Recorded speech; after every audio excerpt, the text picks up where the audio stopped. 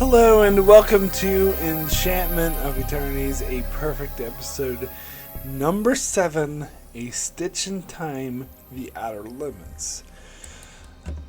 So, this video is a part of a series of videos where I review 10 episodes which I feel to be a near perfect episode. These 10 episodes are not necessarily my 10 favorite episodes, and this is not considered to be a countdown of any sorts. However, they are 10 episodes that I feel are really nearly masterpieces and should be noted and respected, and I consider some of my favorite stories of all time. And so I wanted to go back and highlight these episodes and analyze them and give a deeper dive to these episodes. So the 7th video in my series focuses on The Outer Limits episode, A Stitch in Time. Now this is from The Outer Limits that aired in the mid to late 90s to the early 2000s. This particular episode, I believe, aired in 95. Now, this makes it the only episode in my series that is that old. To be honest, all the other episodes in my series are from shows that aired in the 2010s or higher.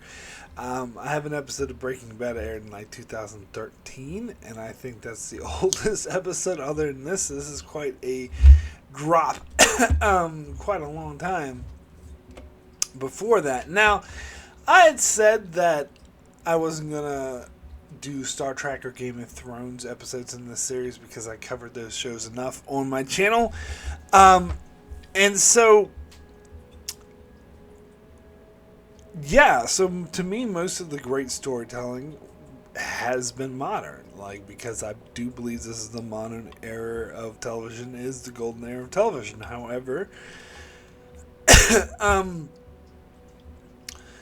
I didn't want to completely not consider any shows from the 90s, but it just so happens that this episode of The Outer Limits is the only episode I chose to highlight. Now, part of that may be I just recently went back and rewatched The Outer Limits, although I couldn't even use the term rewatch because I had actually only seen a fraction of the episodes, probably a fifth of the episodes, until I rewatched the entire series, and so most of the episodes were new to me. This one was not. This is one of the ones I had seen when it originally aired, and I had over 20 years ago, and I have seen it multiple times.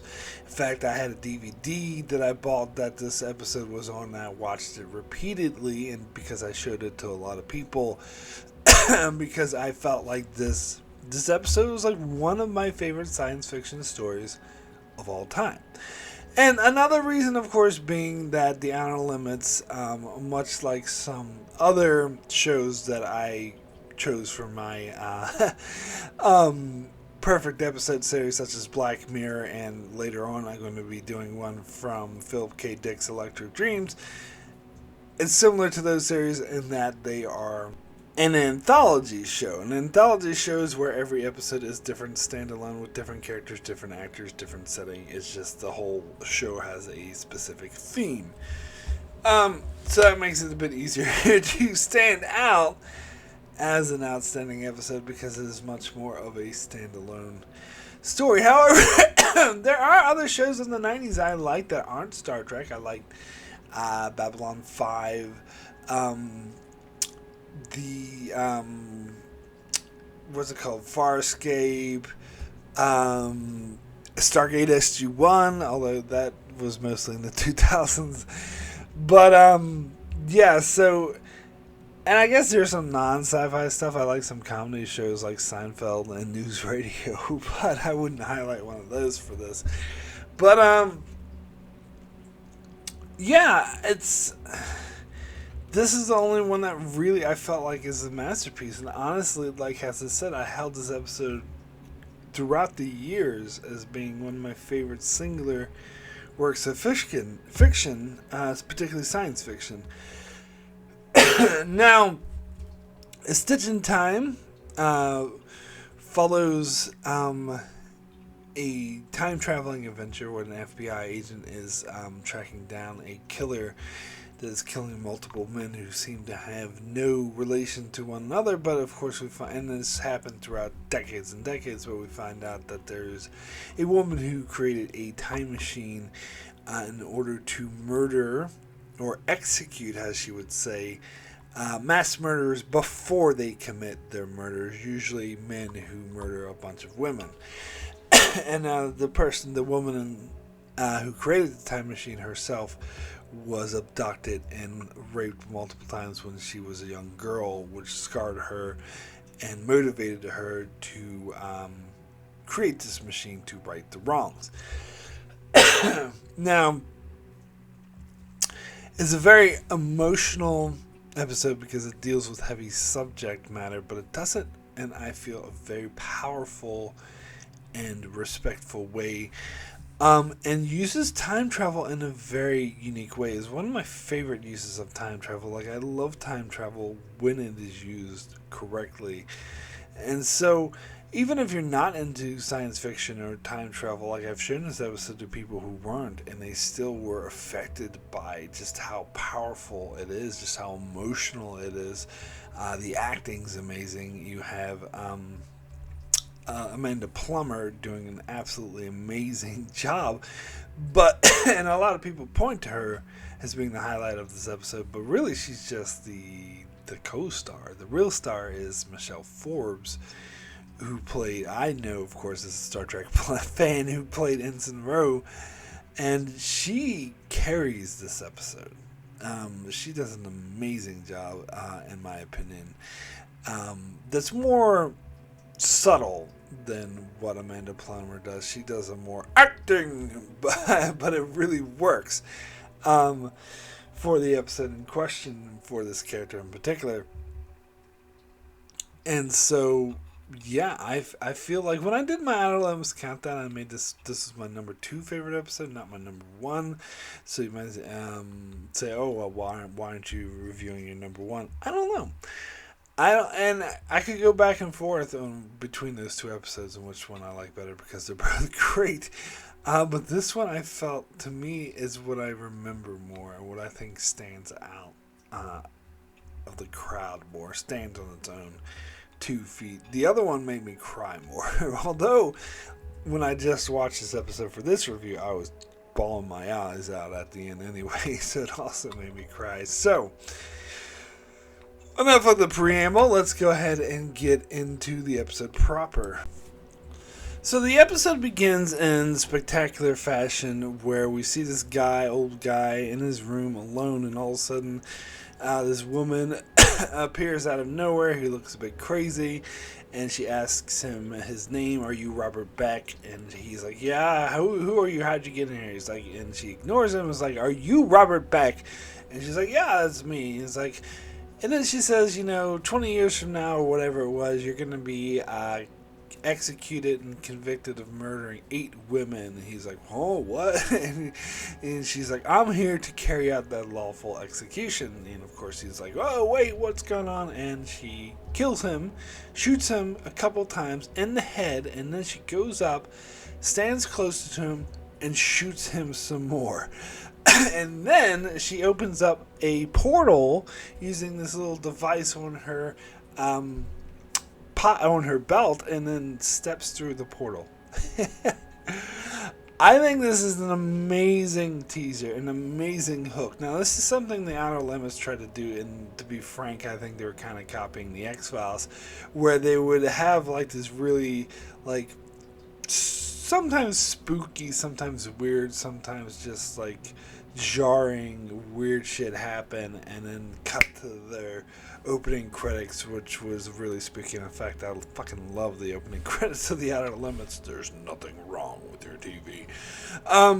But this is one of the better ones, I thought, that the show did, because it hooks you right away, gets you right into exactly what's going on. Now, they don't specifically say it's time travel, but yeah, that's heavily implied when she says, I'm here to carry out the execution of all the women you're about to kill, and you see her step through the portal.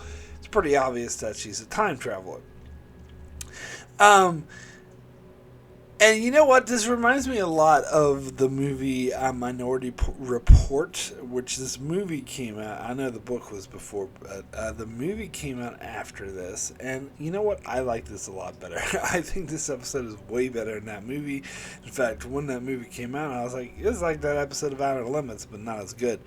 Um, Because in that movie they were using like precogs to like predict the future, and they were saying you're under the arrest for the future murder of. But we're here is someone from the future using a time travel device to travel back in the past to stop someone from murdering someone who will. Like they know for a fact that they will. It's not just precogs that predict the future. That future had already happened for that person. They had already murdered those women. And she's going back, and instead of not arresting them, she's freaking executing them and shooting them multiple times to stop them from killing the women. Now, it's a classic time travel conundrum. Like, if you could go back in time and kill baby Hitler, would you? Now, thankfully, they didn't hit that specifically, although the other episode of The Outer Limits I consider one of my favorites did get closer to touching on that because it had to do with stopping Nazis. But this one is, yes, it has the episode progresses, of course. We see the downside of what she's doing, and the episode doesn't really tell you whether or not this was right or justified. It kind of lays it all out there in very sharp contrast, which is what makes it so great. So after that powerful teaser, we come back from the opening credits where we're introduced to the main thrust of the show, the main characters, where it's a very good introductory scene, introduced to FBI agent Jamie Pratt and her partner Corey.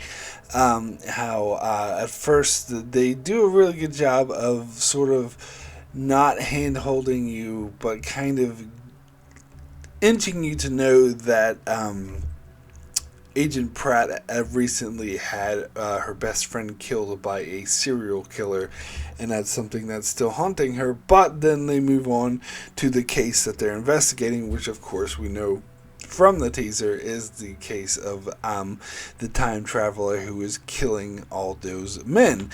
Now, we know from the teaser that the time traveler kills the men because they are going to kill women in the future. Now, we know that there was one case, but here we're introduced that there's a whole bunch of them. Corey explains almost one a year for the past 30 years.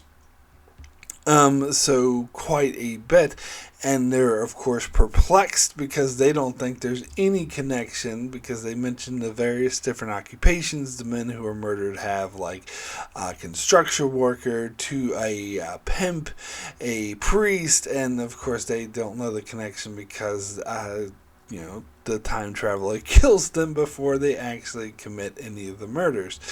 And of course, since she travels in time, she's very good at, not leaving any evidence or anything. And then we're kind of introduced to a side plot that, honestly, I'm a little bit iffy about, but it does serve a slight character narrative purpose, where we find that Corey has a bit of a crush. It's kind of obvious that he has a bit of a crush on Agent Pratt, but Pratt, of course, doesn't see it because Corey's a bit of a nerdy fella, and she already has a boyfriend, but the boyfriend has established in the scene as a bit of an asshole who tends to stand her up. And then we get a following scene where she's making out with this boyfriend, and Corey calls her to give her some more information about the case. And the boyfriend, Warren, I believe his name is, acting like a dickhead the whole time, so very clearly an asshole. So yeah, I mean, this does have, as I said, there's a slight narrative purpose later in the episode, but it also lets you know that the kind of character is sort of more fleshes out Jamie Pratt's character, because through both these scenes we see that she is a top-notch FBI agent, that she's absolutely all business, and she drops what she's doing with making out with her boyfriend, and she's really intrigued by the investigation, and that she's very good at leading investigations, but not so good at her personal life and making personal decisions. So it is good at character building. And the lead that Corey calls her about is that they found a fingerprint from Teresa Givens, who, of course, is the same woman that we've seen in the opening credit. So is, in fact, the time traveler who did, in fact, kill the man that we saw. So we know that she is the murderer. But, of course, they are perplexed because at the time that man was killed, she was in kindergarten, 4 years old. Of course, we, the audience, know it's because she's time traveling, but this, of course, is not considered as a possibility for the FBI agents because it is extraordinary, so of course it wouldn't be, but it's a really nice hook to see how these two characters are going to intersect. And as I said, it does a really, really good, quick job of introducing you to the whole setup without hand-holding you, and tells you pretty much exactly what kind of characters these characters are. So next we get the scene where Agent Pratt goes to interview Teresa Givens, and we learn more about Teresa Givens, that she worked for the NSA in a secret project, which of course we know has something to do with time travel, and that she continues to do weird scientific experiments at a university, and it's controversial because she uses fetuses, which of course has got the pro-life movement in the uproar, which is very true to real life politics, that something like that would occur. But of course, she, her study of fetus has something to do with time travel, and the science is a bit wonky on that, but I won't get into that. Anyway, so Agent Pratt shows up to interview Teresa Givens, who is acting a bit weird and crazy, and later in the episode we find out why she's a little bit unhinged. And she immediately, very socially awkwardly, as soon as she sees Pratt, says, "Oh, you're the one who had your best friend killed by a serial killer that you then arrested." And she's like, "Yeah, that's me." And again, I love this scene because it does a really good job of establishing the kind of characters they are and the dynamic that they have. But then, of course, Agent Pratt asks Teresa about the fingerprint that was found, and Teresa, of course, mockingly says, "Oh, you'll need an alibi. I think you'll have to sue my kindergarten teacher. I think her name is blah blah, and she still lives in." And then Agent Pratt finishes her sentence like, "Oh yeah, Stevensville, Oregon. Yes, I know." So again, it reestablishes that Agent Pratt is a very thorough FBI agent who's really good at her job and kind of on top of things. But then, Teresa is acting a bit odd. So we see later Agent Pratt talking to Corey on the phone, saying that yes, it was a dead end. There's no way she could have anything involved with. Maybe someone she worked with stole her fingerprints, or maybe it's just a mess up or something like that. But she does mention to Corey how she was a bit strange. And then Corey again tries to ask her out, and she sort of rejects it and instead calls her boyfriend Warren, and then Warren makes up some BS excuse why he can't hang out with her, and then she hears another woman laughing in the background, so knows that he's cheating on her, and she gets really pissed off and upset about that. And then we see Teresa Givens use her time machine again, where she goes back to the same room where she killed Beck, and we see her wipe her fingerprints off of the lamp, trying to change the past or the future so that Agent Pratt never finds her fingerprints and therefore never gets suspicious again. So it's a really interesting use of time travel. So we do see this is clearly established as a kind of time travel where there's one timeline, and if you change something, it affects the future, which is what most fiction uses, especially in the 90s. And so that's a very interesting use of that. Now, another thing I wanted to point out, because as I said, Amanda Plummer's acting is absolutely amazing. A lot of people point to, I believe she actually won an Emmy for it, and absolutely give her all the credit. But as I said, I think Michelle Forbes is also really good in this, but her acting, her performance is a bit more subtle, a bit more understated. And one of the moments that I did like a lot is the way she reacts to when Corey brought up Horowitz, the serial killer who killed Pratt's best friend, and how he was trying to appeal to avoid the execution, which is scheduled the next day. And she's like, says, well, he'll get what's coming to him. And you can see how upset that makes her, but how much she's trying to hide how upset it is. And to me, that is very powerful, very nuanced acting, which maybe is not as, it's more subtle than the performance Amanda Plummer gives, which is more out there. But both are good, great acting, but different examples. So I really love that. So then we cut back to Agent Pratt at the office, and we see she's looking at a file of Teresa Givens, and then there's a flash, and then she's looking at a different file, and then Corey walks in and asks her if she heard of someone named Teresa Givens, and she says that she hasn't. So, clearly establishing that this is a timeline has been changed, because Teresa went back in time and erased her fingerprints, so that now they don't know who she is. However,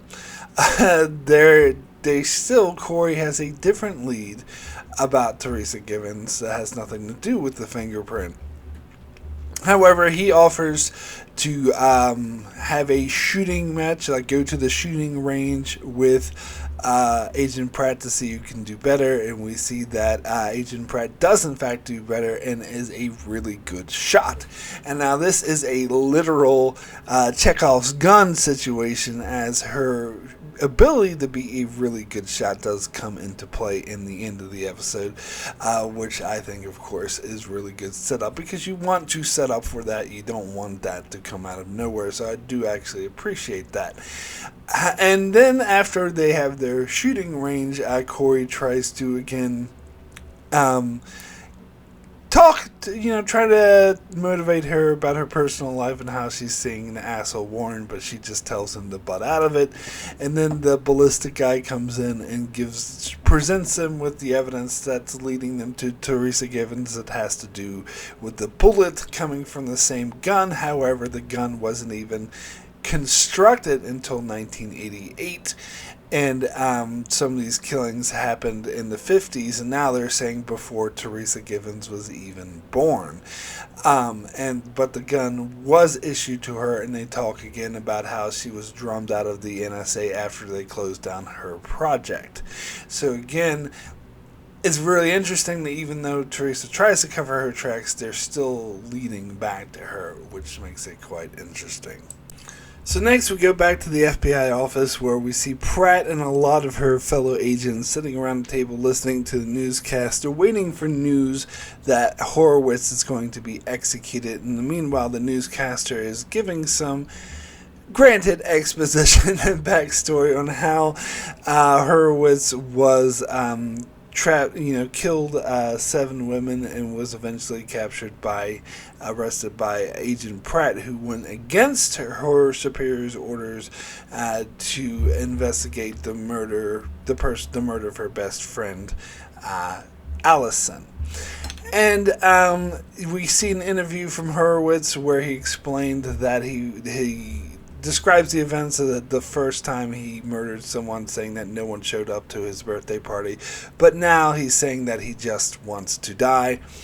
And then again, I gotta praise Michelle Forbes' performance was absolutely amazing, because when the newscaster announced that he was arrested by Agent Pratt, like all of her colleagues around here like cheer, and they pat her on the back and like good job, but you can tell like she's not really she's really disturbed and she's really upset, and particularly when the newscaster is talking about her friend Alice, you see her eyes open and just how disturbed that is. A really amazing subtle performance. And then of course the newscaster announces that Horowitz has been executed and all the FBI agents around her cheer, but she is notably upset and storms out saying, "What's the hell is the matter with you?" And they're, of course, like, "Oh, what's her deal?" But then Corey defends her, being, of course, the good friend. Again, a very powerful character scene that really goes to the type of character that she is. So during the broadcast about Horowitz's execution, we see that Teresa Givens is also watching the same broadcast. And we see her go towards the secret room where obviously her time machine is, as she's considering doing something about it, but then reconsiders and instead goes home.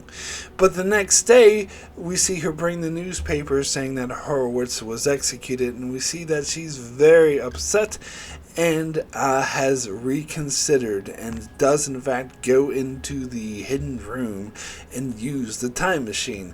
Now, as we learn later in the episode, we see that every time that she uses the time machine has consequences on her personal health, which is why she would have second thoughts on using it. But apparently the thought of this Horowitz having killed 17 women and getting away with it ate at her, and she eventually decides to do it anyway, regardless of the personal consequences to her. So she does, in fact, travel back in time to the year 1980, to the same day that Horowitz was describing in his interview, the day before the day that he did kill his first victim, but she appears before he commits the crime, and asks him his name, and he says that yes, that's me, but of course he sees her travel into time coming out of a portal, so he's of course has no idea what the hell is going on, but she simply tells him that she's from the future and that he was executed in the year 1996 for having killed 17 women, and tells him that today that he's thinking about murdering his first victim, which he will. Now, he of course is in shock, but she pulls out a gun and says that she's here to carry out that lawful execution, and he cries in protest, but it's no good because she shoots him several times, and as he lies dying on the ground, he protests that he hasn't done anything yet, but she doesn't care and shoots him in the head and finishes the job. Again, this really invokes Minority Report, but I think, again, does a much better job at it, because one could argue that if she, by telling him what he's about to do, she could change the course of history. It's like it reminds me of this other movie I saw where someone asked someone if you could go back in time and kill baby Hitler, would you? And that person retorted, no, I wouldn't. I would go back in time when Hitler was younger and try to talk him out of it and change the future that way. In fact, Teresa Givens could have done that, but instead opted for the easier execution, which is more of a sure thing. So it really does call in to question the morality and doesn't make a particular judgment, and it leaves it up to the viewer to decide, is murdering this one man to save 17 lives justified? And it shows like his bloody body lying on the ground, so it really shows the vitriol and all of the horror of what she's doing. And then she goes back, we see her arrive back into the present, and her nose is bleeding, and she is clutching her head in pain, so it is showing the physical toll that the time travel is taking on her. But the newspaper that had previously said Horowitz executed now says something about a president and some scandal, so obviously showing that that timeline has now been changed.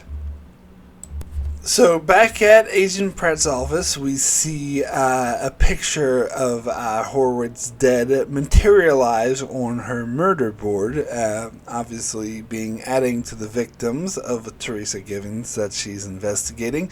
And then Corey comes in to give more information on Teresa Given, who they're still investigating, and brings up her backstory of how she was kidnapped when she was a young child and held for a year, where she was repeatedly raped, and then brings up the fact that 6 out of however many, I think 16 of the victims that they're investigating were sex offenders. So then that brings up the connection of a victim of a sex crime killing sex offenders. However, there's still the issue with the fact that many of these men were killed when she was a kid or before she was born. And so Agent Pratt theorizes perhaps the same gun was used before to kill these men and somehow ends up with Teresa, but it's still a long shot. However, she thinks it's worth investigating and worth having a conversation with Teresa about. Now, remember, in this timeline, Agent Pratt has yet to meet Teresa Givens in person. But speaking of this timeline, we then see Allison walk in as Corey's leaving and talk to Corey, and he seems to be very friendly and familiar with her, and she suggests to Corey that he asks Jamie Pratt out, which he's a bit iffy about, but she is very suggestive toward it.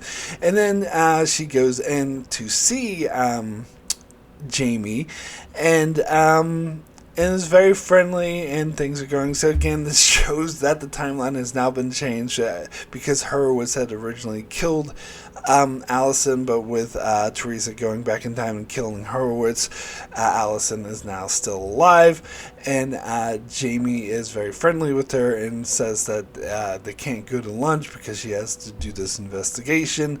And then Allison suggests that maybe she give up on Warren and treat herself to a good guy like Corey, and Jamie is very sort of rejecting of that idea, thinking it's a bit ridiculous, and again apologizes because she can't go to lunch, and she insists that there's always tomorrow. And Allison's like, yes, of course, tomorrow. There's always tomorrow, which again is a nice setup for what is about to happen, because we find out, of course, that there isn't always tomorrow necessarily, and of course these events will really stick with Jamie Pratt going forward. So it's a nice play on time travel, and it really tells you, because as I said, the previous scene showed the horror of Teresa killing a man who hadn't at that stage done anything, but here we see the positive effects of her doing that. This woman is still alive, and how much light she brings to everyone's lives, and how much better their lives are because Teresa had traveled back in time and killed Horowitz. So it's a really interesting way of showing the consequences of time travel. So when Agent Pratt goes to Teresa Givens' office to interview her, she finds her secret room is in fact open, and Teresa Givens is in it, so she confronts her in it and sees the time machine.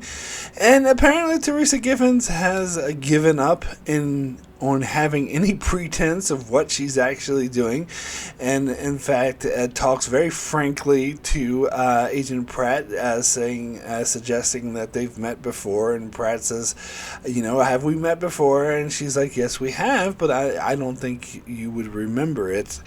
And then Pratt continues to ask her some obvious questions, but Givens cuts right to the chase and says, what you really want to know is if I killed those men.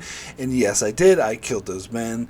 And Pratt, of course, says that she couldn't have done it because many of them were murders were committed before she was born and when she was a child, and she admits time travel, that she used time travel to travel back in time and kill the men before they happened. Now, of course, Pratt his reaction is to reject this explanation as nonsense, but Givens keeps going on as if ignoring Pratt's reaction, and explains that's why the NSA was so interested in her, but she didn't want the NSA to have the machine. That's why she quit, so she could use it to go back and murder the men that murdered all these women. And she admits to killing 20 men and saying that she had saved 83 lives by doing so.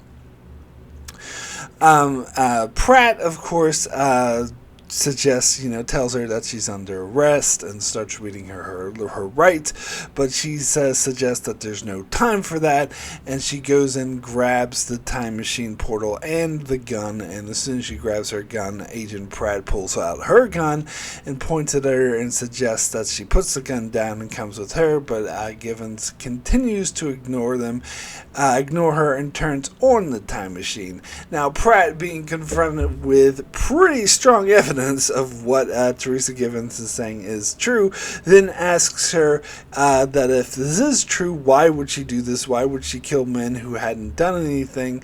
But Givens argues that killing people before they have the chance to commit all these murders, what the hell is wrong with that? Now, Givens does also explain that the problem with time travel is, and this is really good because it really establishes the rules of time travel in this particular show, and this episode is really good at having hard time travel rules, something a lot of sci-fi sort of misses and messes up their time travel logic, where she makes it clear that when you change the timeline, that it affects the timeline was altered, and it is now a changed timeline. However, the time traveler experiences not only the original timeline, but the changed timeline as well. So they remember both timelines. So every time she goes back and changes the time, another timeline slams in her head, as she puts it, and thus, and she says it is in fact killing her, and that she did in fact have a brain hemorrhage last time that she time traveled, and she does not know how much longer she has to live. She also explains that she has been avoiding the moment of confronting her own abductor who had abducted her as a child, and saying how she has no effect, how this will affect her in the future, but that she doesn't have much time to live. And then she suggests to Agent Pratt that perhaps she could continue her work for her, but Pratt, of course, is very rejecting of this and suggests to Teresa that she needs help, but Teresa ignores it and walks through the time portal, in which Agent Pratt, very curious, follows her. So, again, an amazing scene, well acted, well done. Again, Amanda Plummer's performance, absolutely amazing. So we see that Teresa Givens travels back in time to when she was a young girl and was abducted by the serial rapist, and we see him trying to take the young version of Teresa away, where Teresa shows up, points a gun at him, and threatens him. However, he pulls out his gun and threatens the young Teresa Givens, so there's a bit of a standoff, and Teresa, acting a little bit crazy, basically vents at him and yells at him about how he stole her life from her, and says that she always thought that he was like 10 foot tall with fangs, but now seeing that he was just an ordinary man. And also talking about how she wasn't sure she'd ever be able to confront him. Now, this I thought was actually extremely powerful, because it does show the effect that this kind of trauma could have on someone. And I've heard critiques of this before, saying that all victims of sexual crimes are, damaged for life, which isn't true. But it is a trauma that they experience, and I believe this character in particular is driven a bit insane because of the time travel that she's using. As we've seen, that there's so many different timelines slammed in her head that is sort of messing with her sanity, which to me makes total sense. But it all is her whole motivation for time travel, of course, is all rooted in this incident. So confronting this incident is a bit cathartic for her. However, there's a bit of a standoff, as I said, and eventually Agent Pratt also shows up to even the odds. However, he is still pointing a gun at young Teresa's head and threatens that if either of them make a move, that he will shoot the young girl. And this is when Teresa asks her how good she is, and Agent Pratt replies that she is the best. So again, this is where that setup for her being such a good shot comes into case, because we know that she is a really good shot. So Teresa throws down her gun and walks towards the angry man, and he of course is threatened by her, so throws the young girl aside and shoots her, killing the older version of Teresa. However, Agent Pratt is able to very quickly kill the crazy man, and thus saving the young girl. Now, Teresa doesn't die immediately. She is, of course, mortally wounded, and the young girl is very, upset, and Agent Pratt tries to calm her down, but when young Teresa tries to approach the older Teresa, she warns Agent Pratt to keep the girl away. So this is implying some sort of Back to the Future type scenario in the time travel logic, that the older version and younger version cannot touch each other, otherwise it could be dire consequences. And so Agent Pratt convinces the young Teresa to run back home, and then older Teresa then tells Agent Pratt that she needs to travel back to the present time, otherwise she might not be able to.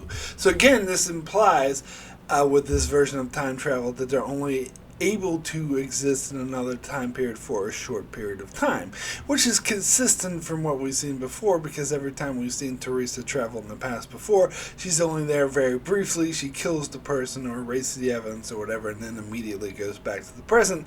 So now she's suggesting to Agent Pratt that she needs to return to the present, or otherwise she won't be able to.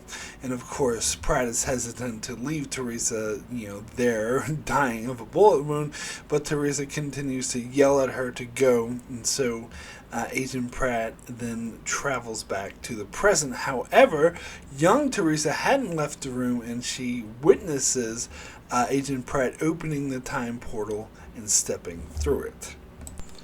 So we see as soon as Agent Pratt steps through the time portal, the time machine and all the device and everything behind her disappears, and it's just an average broom closet, thus implying that Teresa has changed the future by saving her younger self from the horrific experience that she had, where Teresa never invented the time machine, never went back in time and killed all the serial murderers. We see Agent Pratt return to her office, and she's confronted by the newspaper saying Horowitz executed, and sees the picture of her and Allison that is on her desk.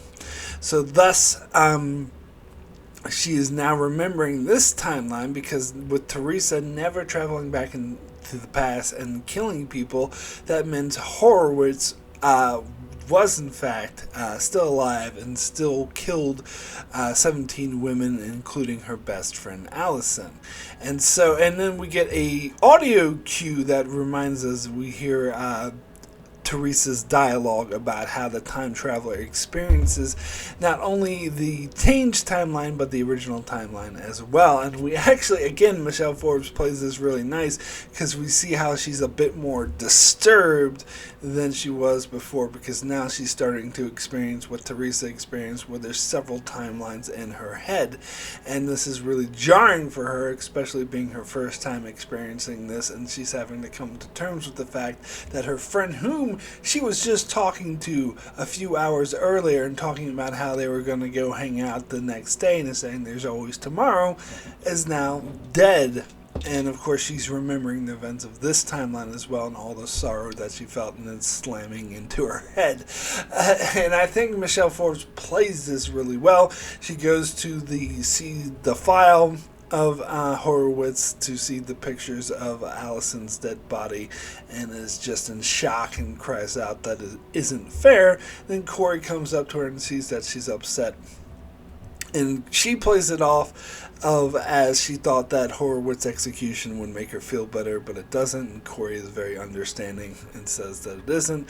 And then he tells her that he wished that he would have known Allison. And then she says, "Oh yeah, that's right, you never did meet her." And then she's kind of reminding herself that, because in this timeline, Corey and Allison never met, where the other timeline she came from, they were actually really good friends. And then Jamie Pratt realizes that kind of respecting Allison, and Allison suggesting of dating Corey, and so asks Corey out for a date, and he accepts. So it's a really nice way, and I think it makes a lot more sense than other sort of time travel stories. I'm thinking of Back to the Future, when he came back to the present and everything was changed, but didn't really make sense of what happened to the other Marty McFly. Whereas here, they make it very clear of what's going on, that both realities slam into her head and how it's affecting her, and I think it's done amazingly well. So we then see Teresa Givens. She looks a lot better now. She's more neat. She's definitely more happy. She's smiling. She's out in the park with a bunch of university students, having a nice conversation, smiling a lot friendly. It shows just how different, how changed she is by what she did, how this is a much better version of the present for her. However, we then see Agent Pratt shows up, and as soon as Teresa sees her, she's like, recognizes her from when she was a young girl, saying, "Oh my God, it's you. You're the one who saved me, aren't you?" And Agent Pratt cuts straight to the chase and says, "Did you build it?" And of course, at first she doesn't want to talk about it, says she can't talk about it, but Agent Pratt persists, saying, "Look, I don't need to know who you built it for, the NSA, yourself, whatever. I just want to know, did you build it?" And then we see her smile quite bigly. Huge smile on her face. So we cut back to Horowitz sitting on the park bench in 1980, and a portal is open, and this time it's Agent Pratt who steps through the portal, points her gun at him, and asks if he is Jerome Horowitz.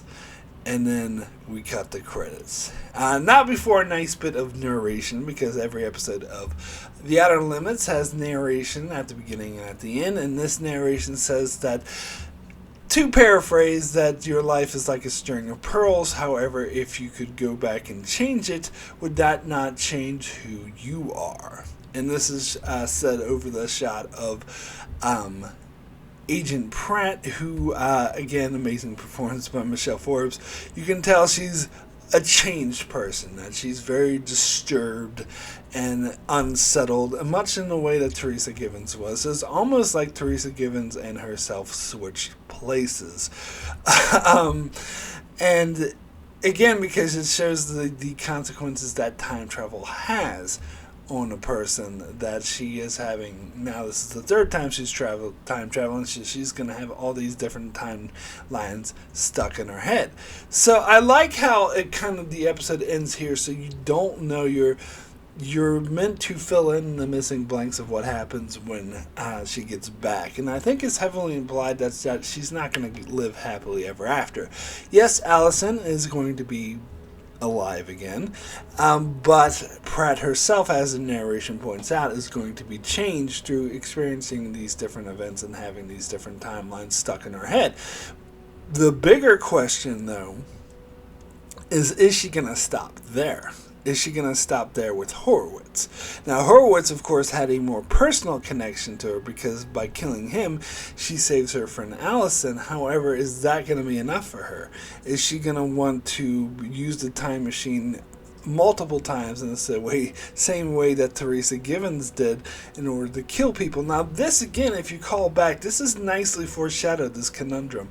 It was foreshadowed back in the scene where Teresa Givens was watching the interview of Horowitz, and as I said, they played it really nice. In fact, I've seen this episode like at least 20 times, and watching it this time was actually the first time I noticed this. It was really subtle, nice little input there that Teresa Givens, while watching that thing, was deciding whether or not to go back in time to kill Horowitz, and because she was debating it because of the consequences it had on her, that was basically killing her, which she reveals in the next scene.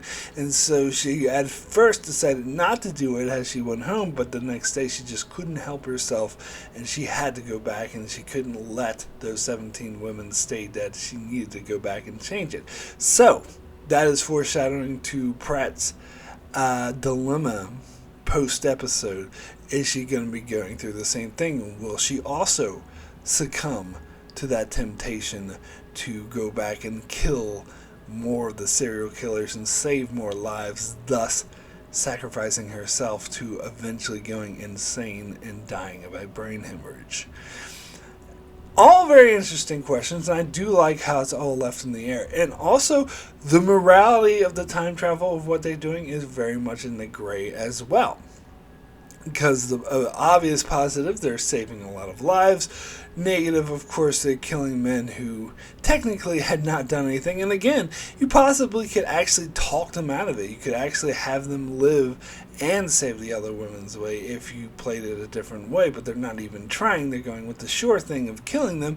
And of course, the other moral dilemma comes in where, over the other thing you at least have to factor in is the fact that they are sacrificing their own sanity, the time traveler that is, by doing this. By saving those other lives, they are sacrificing their own life.